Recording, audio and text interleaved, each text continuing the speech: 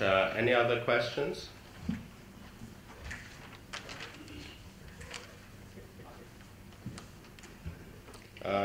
Let's hear Bruno and then, okay, sorry, this gentleman, then Bruno. Thank you. Kofi Kluse from IFC Infra Ventures. I would say I subscribe wholeheartedly to what Catherine and Elvira have said about the cost of project development and the need to reduce this cost. And standardization is one way to try to achieve that. It's been done by DG with the Get Fit program in Uganda, by the World Bank Group through scaling up solar, etc. In the end, it seems, however, that one of the main, I would say, stakeholder in all this process, the government, has something to say, and so far we haven't heard about the government piece. There's no speaker from the government, and so what I would like you to elaborate on is how do you see the relationship to the government, and what would you recommend or comment on as to what could be better done on the government side to reduce these costs? Thanks. I think it's better for us to maybe take 2 or 3 questions and then respond rather than doing it one by one, just for efficiency. Over there, and then... Maybe I can run since you're getting the original Muzariri from Uto Capital. Question for all the panelists. Can you give us a better sense of the sectors that you focus on? An idea of some of the criteria that you look at in projects, a bit more detail in terms of size, that kind of thing. And then, do you have any countries that are not within your mandate, that are outside of your mandate? Thank you. Okay, I'm Bruno Wen from Chairman of DEG. I have a question to Catherine. I listened very carefully to you, and I fully recommend and appreciate also very much that the multilateral development banks are trying to collaborate much more. But then the question is, in order to find a sustainable solution, the question then to the multilateral development banks are in how far they are also prepared to work more closely together with the bilaterals. Since Elvira is also representing European Development Finance Institute, I think we have a lot what we can provide in terms of complementarity. And then the question is in how far the multilateral development banks are also prepared to explore much more a closer collaboration with the bilaterals. Okay, thank you. And maybe I can, I'm not quite sure how to do this, but maybe we can ask Taz to take the first question on governments. Okay, suddenly I found myself in this stage, but it's okay. No, you're the one who's been dealing with governments most recently. Yes, if you're able to squeeze 750 out of them. Yes, so. Yes. No, actually, I think we all agreed that infrastructure is the main bottleneck in Africa we should deal together. And when we start designing Africa 50, we know that if you are going to attract institutional investors from all over the world to scale your capital to a level of 3-4 billion, you have to have a substantial amount of political commitment from African governments. So we manage that. I mean, African Development Bank put up to 500 million, but then we raised 750 million from the governments. We didn't have to really put our 500 million as a total amount, so we are just going to use like around 150 million from our resources. So the mentality is changing rapidly at the government level, everywhere, in every country. I mean, recently I've been traveling a number of times to all countries in Africa. People, they have different kind of view and different kind of approach to infrastructure development, and they are prepared to do whatever is necessary to go around those bottlenecks and those issues. I mean, up to today, in the past, what we were doing, we were dealing with those issues project by project basis. They also see this is time consuming and also costly. So there is a huge interest from the government side to change this landscape of regulatory environmental work. But having said that, obviously we can help them with a number of things as a development finance institution. I work in Senegal and I closed 4 projects. I was very impressed with APIC's one-stop shop. Once you go to Senegal, if you are going to work on a project, you have one institution to deal. You don't go to 200 doors to go through this license, registration, and other relevant issues. So can we create more APICs in the continent? Or can we make APICs, at least for the West Africa regional institution, to help other governments to create a one-stop shop? As such, investors, they don't go to many places, and they can do whatever they need to do in a much more shorter time, and they save also cost. So I think we should also hold their hands and then focus on these issues a little bit more. But I think Catherine is in a better situation than me to answer this question. Well, Catherine, perhaps you can answer Bruno's question, and I'll also ask Elvira to jump in on that.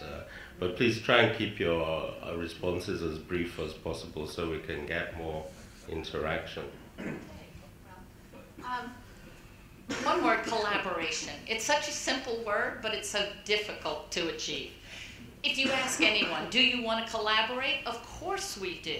But then you get down into the personalities involved in the transaction, the personalities in the institution, and frankly, we have to get over ourselves sometimes. It's very nice to think we're going to collaborate. You say, how far do we want to go? We want to go all the way to a successful financial close. Do we trip over ourselves? Yes, sometimes we do. And I mentioned the One World Bank group, and I see Alain there. We have struggled to address the differences amongst our own institutions. We get there, but it's a learning process. We have environmental and social constraints. We have differences in how we implement those. We have procurement constraints. We have procedural constraints. Even the timing at which when we go to board approval causes us angst and unnecessary lost time. Imagine extrapolating that out beyond one institution that has one board, that has one CFO. It becomes even more complicated. We're trying. We want to do better. We're trying to work with Africa 50. The bank, as does FMO, as does Africa 50, have its new platform, the Global Infrastructure Facility for Collaboration. It seems to be the new buzzword, and hopefully we can get over this concept that we have competition amongst the bilateral agencies, the regional banks, the different institutions. I'm just going to close with saying it's a significant problem, and it comes up. I was working in Mauritania on the Banda transaction, and the government said to me, well, you're in competition with African Development Bank and Islamic Development Bank to be able to offer the guarantees to the Banda project. To which I was stunned to say, I never heard of being in competition to be the lender of last resort. But there you have it. Our competition is also detrimental to governments. Not only is it hindering what projects can move forward with private development, but I want to say that it's also, we're recognizing it's a hindrance to governments and their ability to develop capacity. So if you can help us develop a closer relationship, we all are open to that. Thank you. Elvira? Thank you. Well, I couldn't agree more with my previous speakers that it seems to be that we are at the crossroads, that we need to step up. The buzzword also seems to be one-stop shop. And of course, working together better. What we have seen within FMO is that there does not seem to be not sufficient liquidity out there. What seems to be lacking is the highest risk capital not being readily available. We see developers that need assistance to go through all phases. And we see many financiers around the table with wish lists and advisors, legal advisors, independent experts that all have their demands on the table. And I think there are some faces around here that can confess and justify how difficult it is to reach financial close on transactions like Azura or SemPower. So we need to draw lessons from that. And what we have initiated within FMO next to our regular project finance work is that we need to tackle those challenges and bring them all together. And what we are doing now is setting up a fund that combines three elements, that combines the development stage, the construction stage, and the refinancing stage. And what we like to set up is a vehicle that helps and partners with developers in an early stage, that both the fund that will be managed by FMO and commercial fund manager to help developers to pick up that development cost bill and make it through that whole critical first stage. Then guide the developer through the construction phase and sort of cut out all these negotiations with all these financiers around the table and make a check, an equity check that takes up 3/4 of the total project cost, next to a sponsor that would take up the remaining part. And then when the project has reached its construction stage and it has finalized it and it goes into operation, we need to refinance, as Tessa said, the asset, which is then an attractive asset for commercial investors to take on their books. We need donor money for that as well, for that vehicle to be successful, because that is the money that we need for the development stage. We have already commitments from the Dutch and the UK government for half of the amount that is needed. We're partnering up with our fellow DFI colleagues, and we have strong interest from commercial investors from Europe and the US. So I think that's also the role that we as a development bank should play to make it easier to be more and acting as a development bank, partner with the developers from an early stage and guide them through the whole process. Thank you. The last question that was asked, which is about what people do, I would suggest that maybe we actually tackle that when we're wrapping up, and each person will be given an opportunity to just speak quickly about what their institutions do as part of the summing up. So with that, I would ask for maybe... Oh, sorry, Mamadou has a comment. Yeah. I mean, I just wanted to give the developers and investors perspective on what our expectations from governments is that really we expect three things from government. It's basically transparency, and transparency, and transparency. That's what we expect.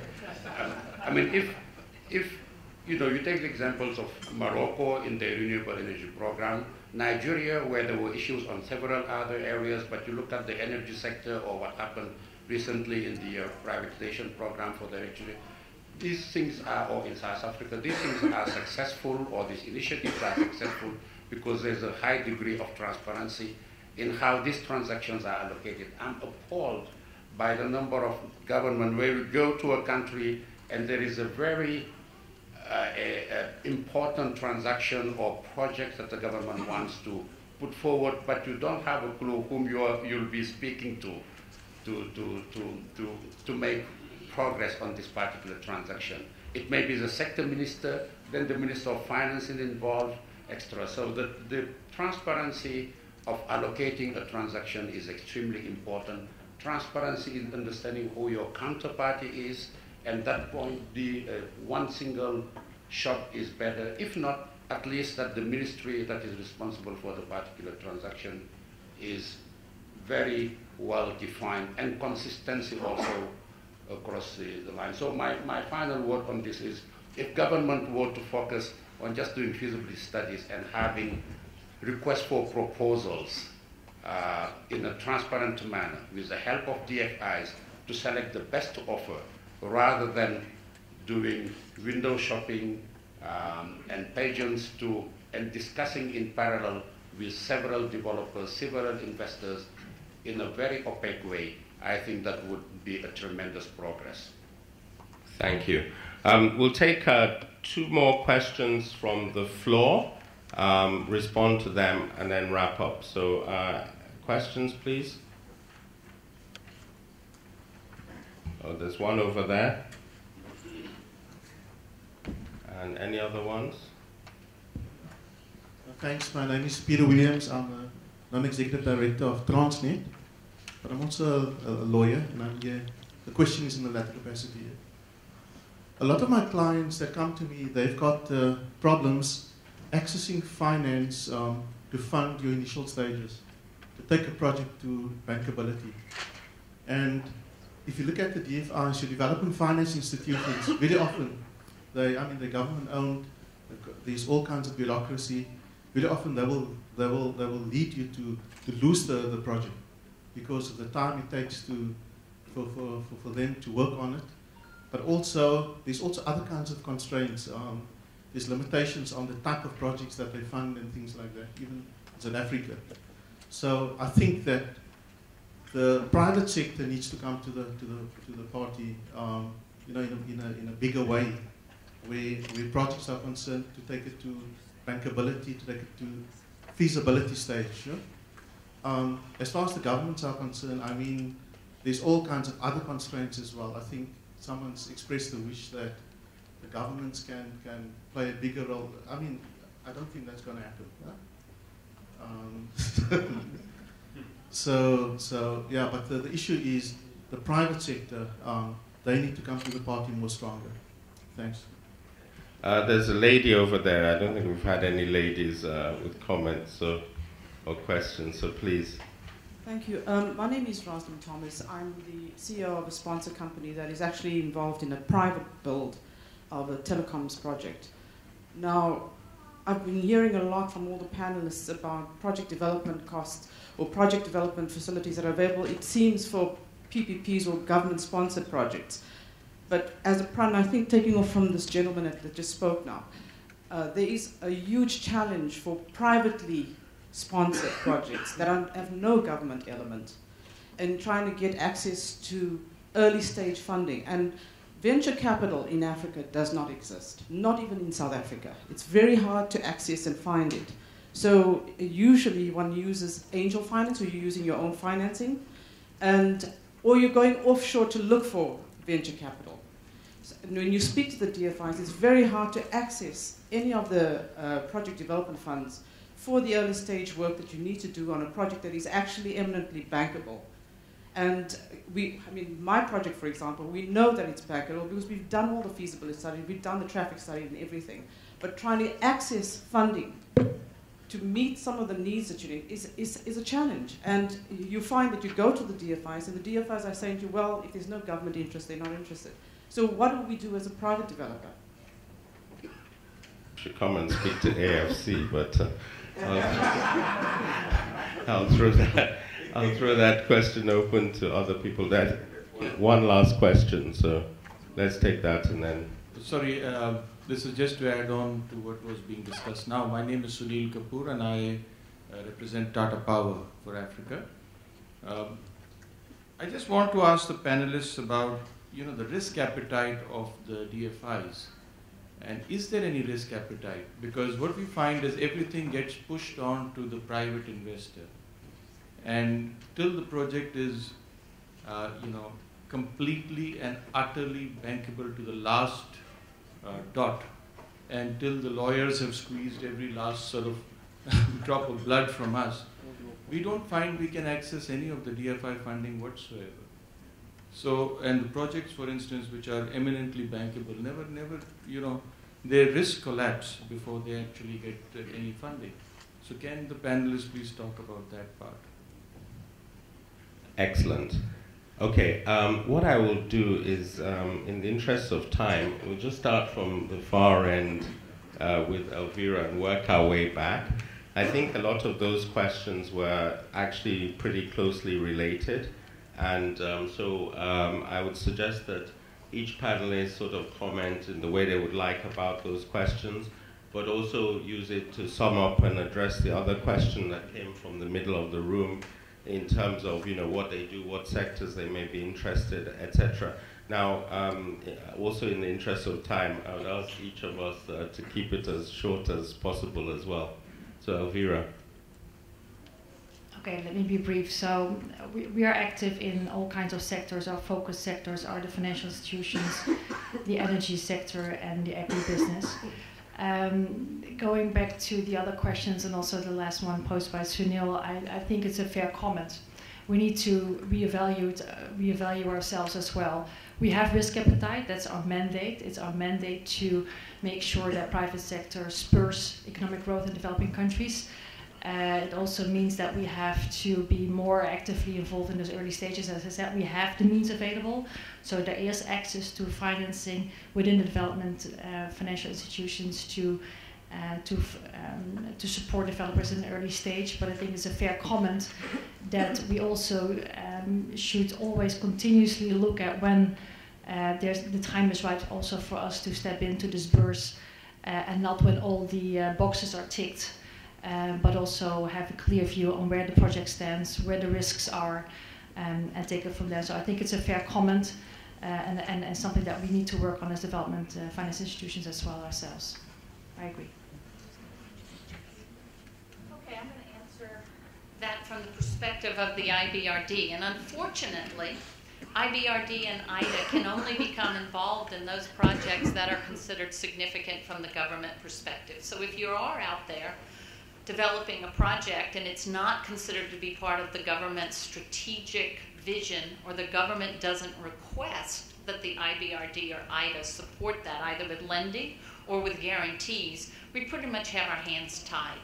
That's different than other members of the World Bank Group, such as IFC or MIGA. They are available to assist in projects in ways that could assist that. But you're right, there's a lot of processes, there's a lot of risk evaluation that one could question whether sometimes DFIs have forgotten that D meant developmental.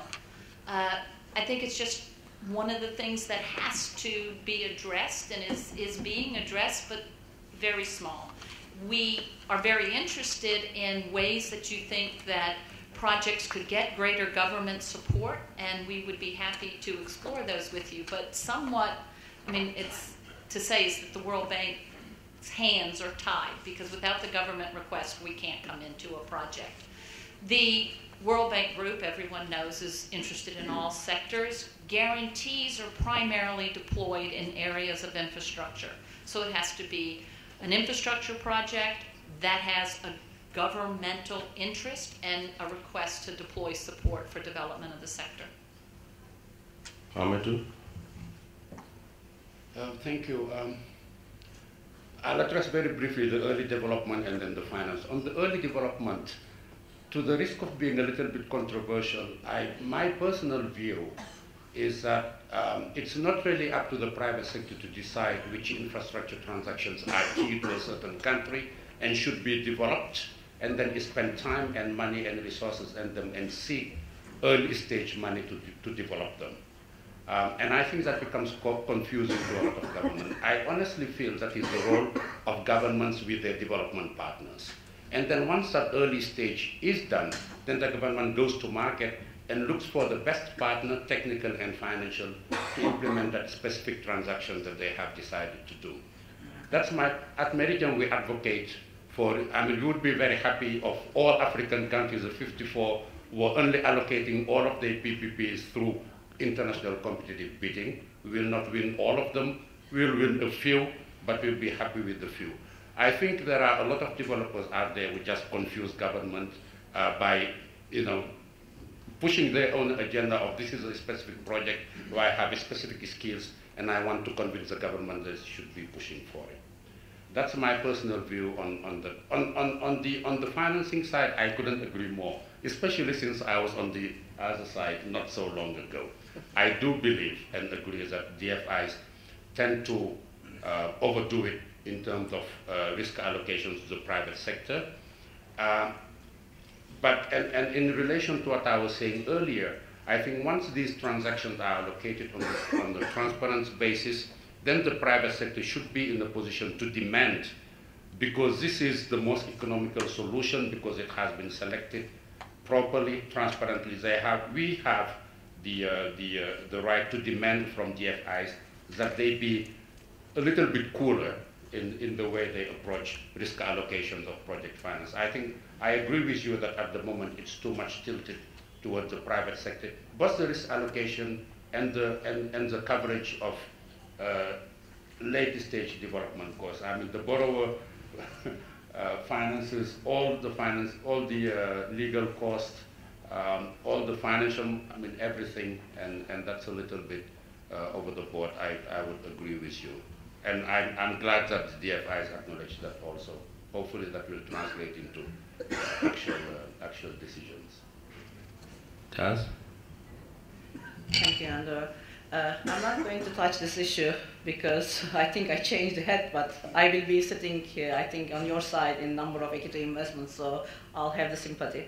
Africa 50, just to wrap it up, we started working on it September 2013. I think it's a good speed. We reached to this level. It is fully structured and it's going to be operational very soon with substantial amount of capital. As I said again, it's a public-private partnership. We believe that this model needs to be public-private partnership. You need the support of the governments for many reasons we discussed in the last half an hour. And next step will be delivering the first 2-3 projects immediately from the Project Finance Corporation. And we already did one project which is under preparation through the Project Development Company, which is SGR Railway from Mombasa to Kigali. We finished in 6 months' time a bankable business plan preparation for 3 governments. And most of the time we talk about regional projects are being very difficult. It was not our experience at all in the last 6 months, as long as all the governments are committed at the highest level. And one of the reasons actually when we were designing Africa 50, we insisted it should be public-private partnership because you get the motivation of the governments to push the projects. So what is next? After we deliver 2-3 projects from the project finance side of the Africa 50, we will start the fundraising with the institutional investors. Our goal is to reach 3 billion and do hand-to-hand project delivery, but at the same time continue with the fundraising. Once we reach 3 billion, we will stop there and then operate more and target single A rating, and then we will increase our capital toward the capital markets to 10 billion.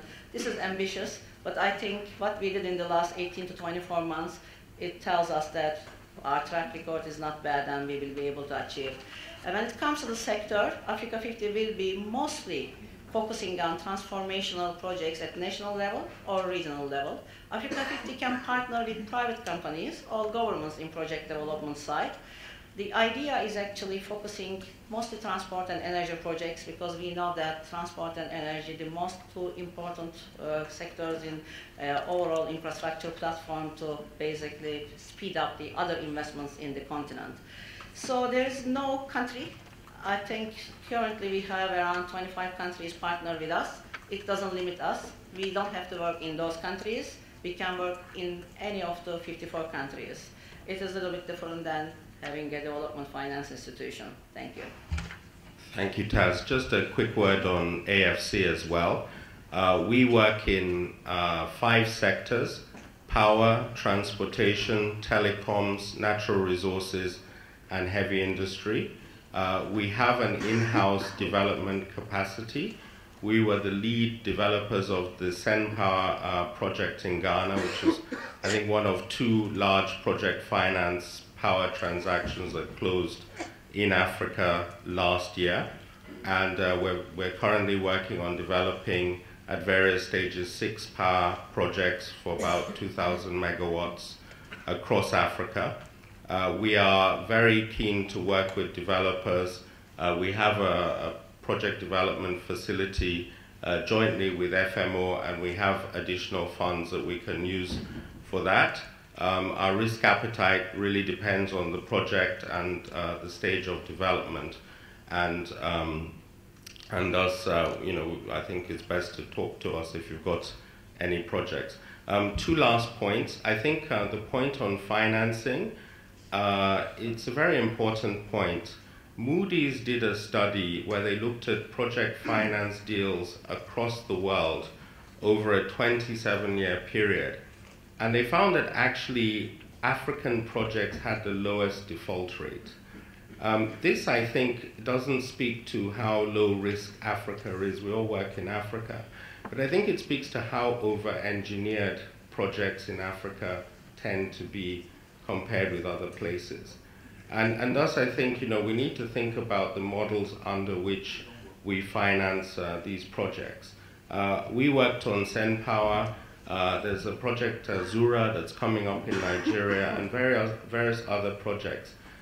These projects are so complicated, there's so many bells and whistles, that frankly, you can't, I believe, move the dial in terms of power in Africa simply using those projects. So we need to think about different models, and we need to think about how we do project development and how the project developers interact with the financiers. And for that reason, one of the things that we at AFC want to do, and which I'd like to announce here, is that we actually want to convene all the various parties that are involved and interested in project development and start to work on common standards and guidelines. So for example, how much is acceptable to charge as development fees? Right now it seems to be a rather random discussion between the banks and the developers. If there are some common guidelines around that people can work to, it also brings some transparency and visibility in terms of what you can expect and how much you can get out of it. What can you do with those development fees once you've earned them, etc., etc. So what we think would be very helpful would be some kind of association, rather like AFCA in private equity. That's the African Venture Capital Association. And we would like to, sometime this year, bring together interested parties to start having those discussions. Anyway, on that note, I would like to ask you to thank our panelists for such interesting interventions. Thank you very much. Doing business in Africa. You can't afford to be without Africa Investor.